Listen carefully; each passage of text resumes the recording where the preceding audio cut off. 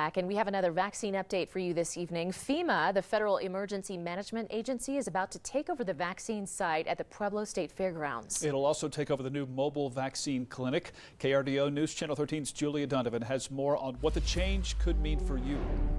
It'll soon be a little easier to get a COVID-19 vaccine in Pueblo and surrounding areas. This is great news for Pueblo because it means that FEMA and our federal partners will come in with additional vaccine and additional people help. After the transition to FEMA leadership on Wednesday, Southern Colorado can expect over 1,200 more vaccines a day, courtesy of the federal agency. Lynn Kimbrough with FEMA says they want vaccine equity, making sure people of every economic background and race have a fair shot.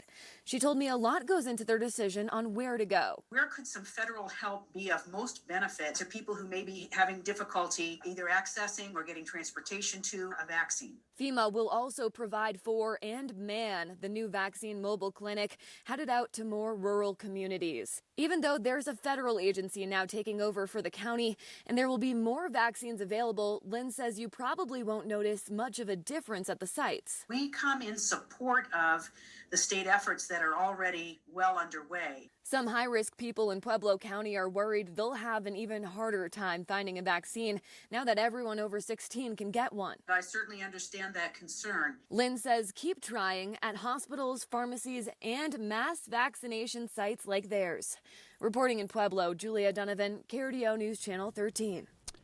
Sadly, the coronavirus pandemic has made school field trips almost non-existent for the past year, but that doesn't mean students aren't going places together. Virtual reality has allowed classes to briefly escape and visit faraway lands and landmarks. Students in this third grade class at Explorer Elementary in District 20 say it was easy to forget they were still in the school library.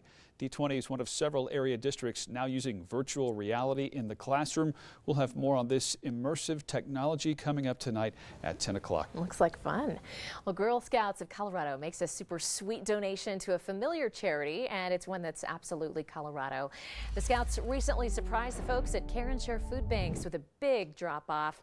You guessed it, 3,600 boxes of Girl Scout cookies. Here's that photo that appeared on Care and Share's Twitter feed, along with a huge thanks to Girl Scouts of Colorado.